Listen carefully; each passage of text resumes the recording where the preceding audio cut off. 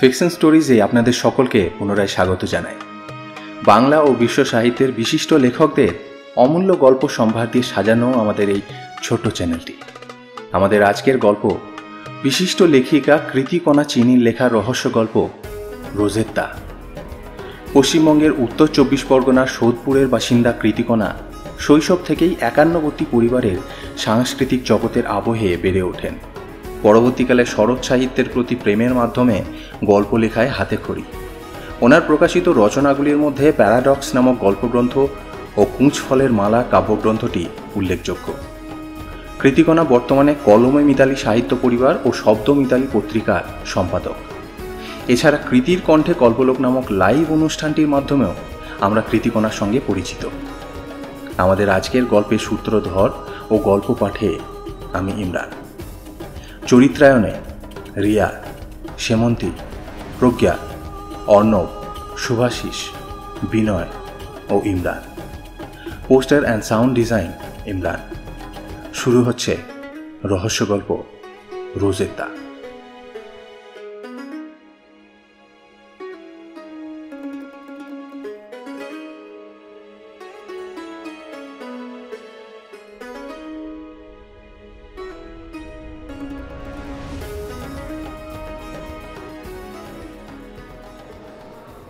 এবারের ইউরোপ ট্যুরের আজই শেষ দিন। ব্রিটিশ মিউজিয়ামে ঢুকেছিল ওরা। এটাই শেষ স্পট। দেখতে দেখতে কখন 2 ঘন্টা কেটে গেছে খেয়ালই করেনি কেউ। সুপ্তি উদ্ভবকে কনুয়ের গুঁতো দিয়ে হাত ঘড়ির দিকে ইশারা করতেই উদ্ভব চাপা গলায় প্রত্যেকের নাম ধরে ডেকে বেরিয়ে যাওয়ার ইঙ্গিত করল। পূর্ব পরিকল্পনা মাফিক বেরিয়ে আসার মুখে এক জায়গায় জড়ো হয়ে দেখল চৈতালি এখনো আসেনি। ওদের মধ্যে থেকে নবারুণ এক অদ্ভুত ভঙ্গিমায় ডাকতে লাগলো, আয় আয় চৈ চৈ চৈ চৈ। সুপ্তি চোখ রাঙিয়ে বলল, ইয়ার কি মারিস না, এখন এত বড় মিউজিয়ামের কোথায় খুঁজবো বলতো? সাথে মোবাইলও নেই যে। ঢোকার আগে পই পই করে বলা হলো সবাই একসাথে থাকবো, ছাড়াছাড়ি হয়ে গেলে মুশকিল হবে। সেই মিতালির প্রায় কেঁদে ফেলার জোগাড়। দিটার কোনো আক্কেল জ্ঞান নেই, বিদেশ বিভুঁইয়ে এসে। বলতে বলতে মাথায় হাত দিয়ে বসে পড়ল। নবারুণ নিজেকে সামলে নিয়ে মিতালির মাথায় হাত রাখল। আরে এই বোকা মেয়ে, এখানে তো আর হারিয়ে যাওয়ার ভয় নেই, তবে চট করে খুঁজে পাওয়াটা চাপের। ওদের মধ্যে থেকে মাসুম চিন্তিত মুখে বলল, যেটুকু মনে পড়ছে গ্রিক মিশরীয় প্রত্নতত্ত্ব বিভাগে ওকে শেষবার দেখেছিলাম। খুবই মনোযোগ দিয়ে দেখছিল। তোরা এখানে দাঁড়া, আমি দেখছি। বলতে বলতে হাঁটা লাগালো উদ্ভব। না না, আমরাও যাব তোর সাথে। হ্যাঁ হ্যাঁ, আমরাও যাবো তোর সাথে। সকলে চলল ওর পিছু পিছু। বিশ্বভ্রমণের নেশায় বুঁদ হয়ে থাকা 6টি যুবক যুবতী যেন চেটে পুটে নেবে পৃথিবীর সবটুকু রূপরস। প্রত্যেকেই স্ব স্ব ক্ষেত্রে সুপ্রতিষ্ঠিত এবং অর্থ উপার্জনের একটাই লক্ষ্য। 6 জন বলে 6 ঋতু কথাটা মাথায় রেখেই মজা করে গ্রুপটার নাম রেখেছে সিজন চেঞ্জার। মাসুমের কথা মতো প্রত্নতত্ত্ব বিভাগেই পাওয়া গেল চৈতালিকে। একটা কাঁচের শোকেসের উপর ঝুঁকে পড়ে কি যেন একটা দেখছে আর বিড়বিড় করছে। মিতালি দি বলে হাতটা পিঠে রাখতেই এমন ভয়ানক দৃষ্টিতে তাকালো তার দিকে, ভয়ে আঁতকে উঠল সবাই, যেন চেয়ে থাকা মৃত কোনো ব্যক্তির চোখ। বিষয়টা বুঝতে শোকেসের গায়ে ডেসক্রিপশন প্যালেটটাতে চোখ গেল সবার। 196 খ্রিস্টপূর্বাব্দের উজ্জ্বল গ্র্যানোডায়োরাইট পাথরে খোদাইকৃত প্রাচীন মিশরীয় একটি ফলক, যার নাম রোজেটা বা রোজেত্তা স্টোন।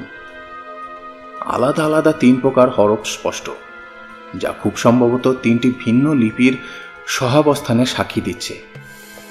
পাঠযোগ্য অংশগুলো সাদা চক জাতীয় কিছু দিয়ে রং করা।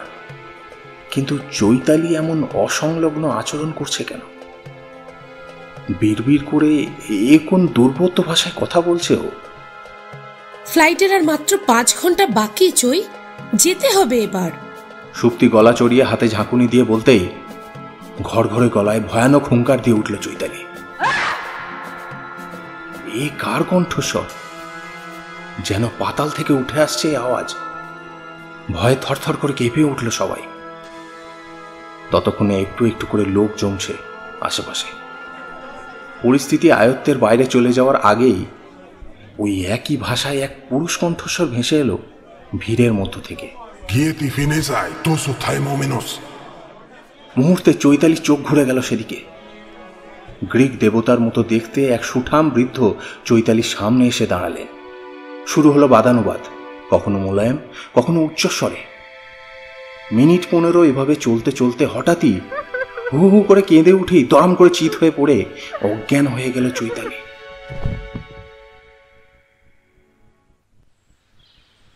ঘণ্টাখানেক পর ব্রিটিশ হাই কমিশনারের মুখোমুখি Chaitali.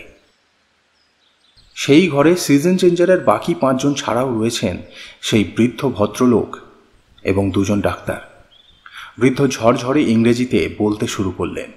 I am Lucas Rodriguez. I am an archaeologist. প্রত্নতত্ত্ববিদ। প্রাচীন গ্রিক মিশরীয় ভাষা সম্পর্কে বিভিন্ন খুঁটিনাটি নিয়ে গবেষণার কাজ করছি গত 30 বছর ধরে। সেই বিষয়েই আজ আমার এখানে আসা। যাই হোক, এই রোসেট্টা স্টোন কি সেটা আগে বলি। প্রথমে জানাই, 1802 সাল থেকে এখনো পর্যন্ত ধারাবাহিকভাবে এটি ব্রিটিশ মিউজিয়ামে প্রদর্শিত হচ্ছে। সমীক্ষা বলছে এটি এই জাদুঘরের সর্বাধিক প্রদর্শিত নিদর্শন।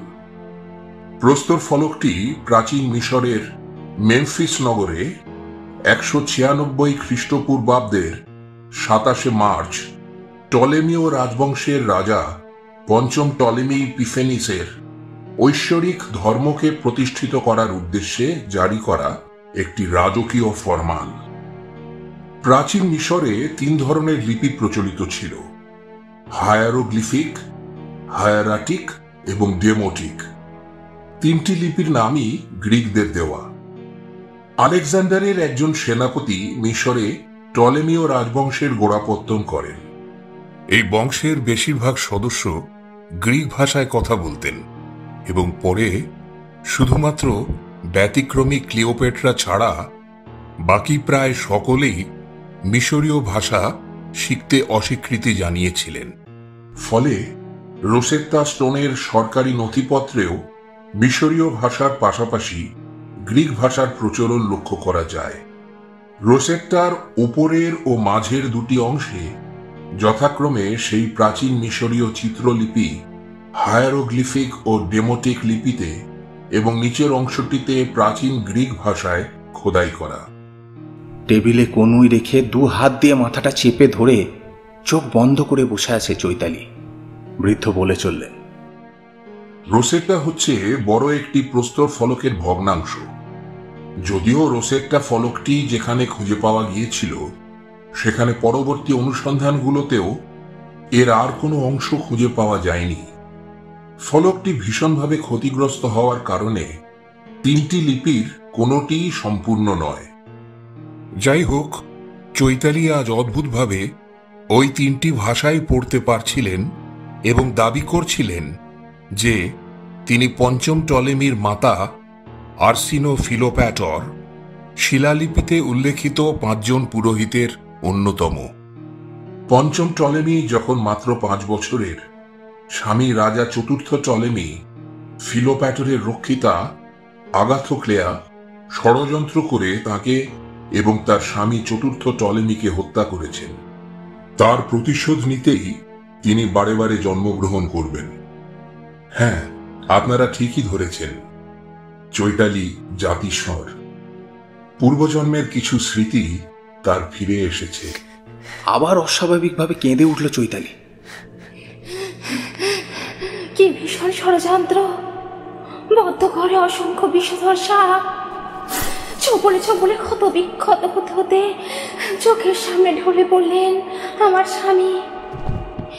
দরজার সামান্য ছিদ্র দিয়ে সে ভয়ানক দৃশ্য দেখে চিৎকার করে ওঠার সাথে সাথে একটা বর্ষা ফোড় ও ফোড় করে গেঁথে দিল আমার দরজার সাথে।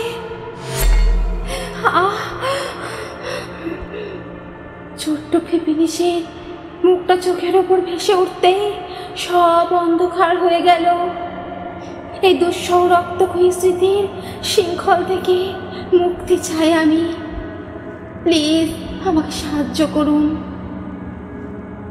মিতালি পিছন থেকে গলাটা জড়িয়ে ধরে চুমু খেয়ে বলল, বাড়ি যাবি না দি? ফ্লাইটটা না ধরতে পারলে কি হবে বলতো? মায়ের কথা ভেবেছিস একবার?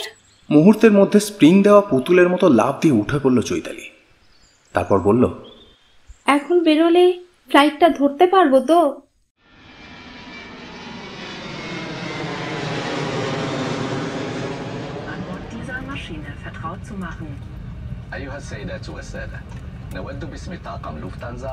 ওদের ফ্লাইট কলকাতা বিমানবন্দরে অবতরণের ঘোষণা হয়ে গেছে। এমন সময় পেছনের আয়েল সিট থেকে নবারুণ স্বভাবসিদ্ধ ভঙ্গিতে ডাক ছাড়ল, আয় আয় আয় আয়, চই চই। চৈতালি চোখ পাকিয়ে পেছনে তাকাতেই নবারুণ বলল, এই তো, তোর চোখ দুটো তাহলে এবার মিশরের মায়া ছেড়ে ফাইনালি ইন্ডিয়ায় ফিরে এসেছে। মানে? ওদের মধ্যে থেকে উদ্ভব টিপ্পনি কাটল, মায়েরই বলছি, মিউজিয়াম থেকে তুই একেবারে মিশরে হারিয়ে যাবি এতটা আশা করিনি। সমস্বরে হো হো করে হেসে উঠল সিজন চেঞ্জার বাবা।